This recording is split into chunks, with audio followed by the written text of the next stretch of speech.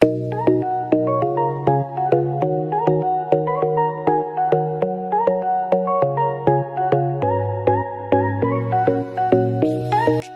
Hello வணக்கம். எல்லாருக்குமே ரொம்ப நன்றி. ஃபஸ்ட்டு நான் சொல்ல வேண்டியது அது மட்டும்தான். ஏன்னா யாரோ ஒருத்தவங்க வீடியோ போடுறாங்க, நம்ம எதுக்கு பார்க்கணும்னு சொல்லிட்டு ஸ்வைப் பண்ணாமல் என்னுடைய வீடியோவை ஸ்டே பண்ணி பார்த்தவங்க எல்லாருக்கும் என்னுடைய நன்றியை தான் நான் ஃபஸ்ட்டு சொல்லிக்கிறேன். அடுத்து வெற்றிகரமாக நம்ம 500 சப்ஸ்கிரைபரை ரீச் பண்ணிட்டோம். அது எல்லாத்துக்குமே காரணம் நீங்கள் மட்டும்தான். அது மட்டும் இல்லாமல் என்னுடைய சேனலை நிறைய பேர் லைக் பண்ணியிருக்கீங்க, நிறைய பேர் ஷேர் பண்ணியிருக்கீங்க, நிறைய பேர் சப்ஸ்கிரைப் பண்ணியிருக்கீங்க. நான் சேனல் ஸ்டார்ட் பண்ணும்போது நம்ம சேனலை யார் சப்ஸ்கிரைப் பண்ணுவா, லைக் பண்ணுவான்னு நான் நினச்சேன். பட் அந்த மாதிரி இல்லாமல் நீங்கள் எல்லாருமே எனக்கு நிறைய ஆதரவு கொடுத்துருக்கீங்க. அது எல்லாத்துக்குமே ஃபஸ்ட்டு நன்றி சொல்லிக்கிறேன். ஸோ அதை நிமித்தம் நான் இன்றைக்கி ஃபஸ்ட்டு என்னுடைய லாங் வீடியோவை போஸ்ட் பண்ணியிருக்கேன். ஸோ இது போலவே நம்ம சேனலுக்கு தொடர்ந்து சப்போர்ட் பண்ணி ஆதரவு கொடுங்க. உங்கள் இது வரைக்கும் கொடுத்ததுக்கு எல்லாருக்கும் ஒன்ஸ் அகெயின் நான் நன்றி சொல்லிக்கிறேன் திரும்பவும். சரி, வீடியோக்குள்ளே போகலாம் வாங்க. இது ஒரு சனிக்கிழமை காலையிலேருந்து ஈவினிங் வரைக்கும் நடந்தது தான் இந்த வீடியோ ஃபுல்லாக நான் எடுத்து போட்டிருக்கேன். தினசரி கடையில் எங்களுக்கு எந்த மாதிரி இருக்கும் அப்படிங்கிறத தான் நான் போட்டிருக்கேன். திங்கள் முதல் வெள்ளி வரைக்கும் ஸ்கூல் போயிட்டு வந்துட்டானா சனி ஞாயிறு ஜோயலுக்கு ஸ்கூல் லீவ் இருக்கும். பட் நமக்கு கிடையவே கிடையாது. மளிகை கடைங்கிறது ஒரு ஹாஸ்பிட்டல் போல தான். 24 hours சர்வீஸ் இங்கேயும் நடக்குது தான்.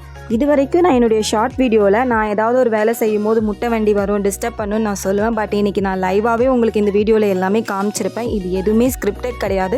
நான் அன்றைக்கி டே டு டேயில் என்ன நடந்ததோ அதை அப்படியே கேப்சர் பண்ணி உங்களுக்கு வீடியோவாக சின்ன மைல்டு எடிட்டிங் மட்டும் தான் கொடுத்து போட்டிருக்கேன். இந்த வீடியோவோட பிகினிங்கில் ஹஸ்பண்ட் வந்து பேக்கிங் பண்ணிக்கிட்டு இருந்தாங்க. நான் என்ன பண்ணிகிட்டு இருந்ததை நீங்களே பார்த்துருப்பீங்க. தெரியாமல் ஒரு முட்டையை போட்டு உடச்சிட்டேன். அந்த இடமும் நாரி போச்சு, அதில் இருந்த பொருளும் நான் பாதி வீணாக போச்சு. ஸோ என்னாலலாம் அதை வந்து சர்வே பண்ண முடியாது. ஸோ அதனால் டோட்டலாகவே அந்த பையை எடுத்து தூர போட்டுட்டு அந்த இடத்த பெருக்கி க்ளீன் பண்ணி மாப் போட்டுட்டு திரும்ப ஃப்ரெஷ்ஷாக ஒரு பையை ரெடி பண்ணி கிழித்து அதில் போட்டு விட்டுட்டேன். ஓவராலாக ட்ரையாக இருந்தது. பட் இந்த உருளைக்கிழங்கு மட்டும் ட்ரே ஃபுல்லாக இருந்தது. ரொம்பவே கஷ்டப்பட்டு தான் அதை எடுத்து வச்சிட்டு இருந்தேன். நீங்களே பார்ப்பீங்க. இது எல்லாமே உங்களுக்கு லைவாக தான் நான் காமிச்சிருக்கேன். நான் இந்த வேலையை செஞ்சு முடிக்கிறதுக்குள்ளேயே ஹஸ்பண்ட் வந்து பால் எடுத்துகிட்டு வந்துட்டாங்க. ஸோ அவங்க எனக்கு கூடவே கொஞ்சம் ஹெல்ப் பண்ணாங்க. கடையை பார்த்துட்டு இருந்தாங்க.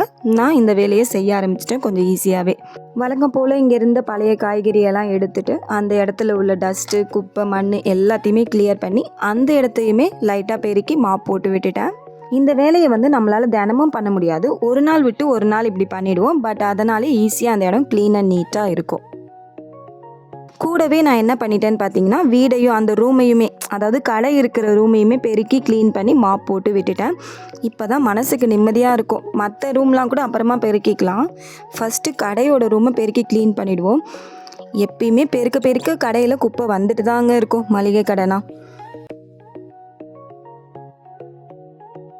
அடுத்து பர்ச்சேஸ் பண்ணுறதுக்கு ஃபேமிலியாகவே போயிட்டோம். ஹஸ்பண்ட் மட்டும்தான் போகிறதா பிளானு. சரி, லீவ் இருந்தனால நாங்கள் ரெக்வஸ்ட் பண்ணி கேட்டோம், கூட்டிகிட்டு வந்துட்டாங்க. ஸோ நாங்கள் 2 பேரும் வைபாக கிளம்பிட்டோம். ஃபஸ்ட்டு நாங்கள் வந்தது ஹோல்சேல் கடைக்கு தான். இங்கே தான் தேவையான மளிகை சாமானெல்லாம் முன்னாடியே சொல்லி வச்சுருவாங்க. நாங்கள் வரதுக்குள்ளே அவங்க ரெடி பண்ணி வச்சுருவாங்க. நாங்கள் எதுவும் எடுத்து பேக் பண்ணிவிட்டு வர்றது மட்டும் தான் எங்கள் வேலை. ஸோ இன்றைக்கும் அதே போல் தான். நாங்கள் போகிறதுக்குள்ளே அவங்க எல்லா சாமானையும் பேக் பண்ணி வச்சுட்டாங்க. நாங்கள் ஈஸியாக எடுத்து வச்சுட்டு அடுத்து எங்கே போகணுன்னு பார்த்தீங்கன்னா காய்கறி கடைக்கு தான். இந்த கடையும் நான் ஆல்ரெடி எல்லா வீடியோலையுமே காமிச்சிருப்பேன். இது வந்து நம்ம அங்கிள் கடை தான். இந்த கடை வந்து பார்த்திங்கன்னா ரொம்பவே ஃபேமஸ் இந்த ஏரியாவில். பார்க்குறதுக்கு இது லுக் வைஸ் ரொம்பவே ஷார்ட்டாகவும் சிம்பிளாகவுமே தெரியும். பட் இந்த ஏரியாவில் உள்ள எங்களை மாதிரி சின்ன வியாபாரிங்களாக இருக்கட்டும், ஹோட்டல் வச்சு நடத்துகிறவங்களுக்கு தேவைப்படுற காய்கறிகளாக இருக்கட்டும், எல்லாமே நம்ம இந்த கடையில் இருந்து தாங்க போகுது. அப்புறம் நான் இந்த காய்கறி எடுத்து கொடுக்குறத ஷூட் பண்ணது என்னுடைய ஜோயல் குட்டி தான். அவன் நல்லாவே ஷூட் பண்ணியிருக்கான். பட் அங்கே கிளாரிட்டி இல்லை. அந்த வெயில் அடித்ததுனால அங்கே அவ்வளோவா கிடைக்கல கிளாரிட்டி. அப்புறம் அங்கிள் யாருன்னு பார்த்தீங்கன்னா, எங்களுடைய கல்யாணத்துக்கு சமையல் பண்ண சமையல் மாஸ்டர் அங்கிள். அடுத்து காய்கறி எல்லாம் ஓவராலாக வாங்கி பேக் பண்ணியாச்சு. இனி அதையும் காரில் ஏற்ற வேண்டியதான் வேலை. ராஜன் ஸ்டோர் அந்த மூட்டையை தூக்கிட்டு வந்து எடுத்து வச்சுட்டாங்க. காய்கறி கடை முடிஞ்சோடனே ஸ்ட்ரெயிட்டாக மாவு கொஞ்சம் வாங்க வேண்டிய வேலை இருந்தது. மாவும் வாங்கிட்டு வீட்டுக்கு வந்தாச்சு. காய்கறி எல்லாம் அழகாக ப்ளேஸ் பண்ணிவிட்டு நான் ஃபஸ்ட்டு கிச்சனுக்கு போய் சிக்கன் ரோலை போட்டு முடிச்சு எடுத்துகிட்டு வந்துட்டேன் இந்த பக்கம். இன்றைக்கி ஹஸ்பண்ட் வந்து நான் சமைக்கிறேன், நீ இந்த சாமானை மட்டும் கொஞ்சம் அடுக்குன்னு சொல்லிட்டாங்க. சரிங்க அப்படின்னு சொல்லி தான் ஆரம்பித்தேன். அது போகுது ரயில் வண்டி மாதிரி. நாங்கள் எப்பயுமே ஜாமான் அடுக்கணுன்னா கடையில் யார் வியாபாரம் பண்ணுறாங்களோ அவங்க மட்டும்தான் சாமானும் அடுக்கிற வேலையை பார்ப்பாங்க. எனக்கு தெரிஞ்சு கடையில் வியாபாரம் பண்ணால் வியாபாரம் மட்டும் பண்ணணும், இல்லைனா ஜாமான் அடுக்குனா ஜாமான் மட்டும் அடுக்கணும். பட் இது ரெண்டுத்தையுமே சேர்த்து தான் நாங்கள் 2 பேருமே செய்வோம். இதில் நான் சமையல் பண்ணிக்கிட்டே நிறைய நாள் கடைக்கும் கிச்சனுக்கும் ஓடிக்கிட்டு இருப்பேன். எனக்கு எப்பயுமே யாராவது ஒருத்தர் சமைச்சு கொடுத்தாதாங்க பிடிக்கும். உங்களுக்குலாம் எப்படின்னு சொல்லுங்கள் பார்க்கலாம். எனக்கு யாராவது சமைச்சு கொடுக்குறேன்னு சொன்னாங்கன்னா நான் அவங்களுக்காக என்ன வேணால் செய்வேன். அதனால் பாத்திரத்தை மட்டும் கழுவுற வேலை இருந்தது கடையிலேருந்து வந்ததுக்கப்புறம். ஸோ அதை நான் க்ளீன் பண்ணிவிட்டு சிக்கன் பிரியாணியை கிளட்ட போகிறேன். கூடவே இந்த ஆயில் கண்டெய்னரையும் நான் சோப் லிக்விட் போட்டு ஊற வச்சுட்டேன்னா நாளைக்கு மார்னிங் கழுவுறதுக்கு எனக்கு ஈஸியாக இருக்கும்.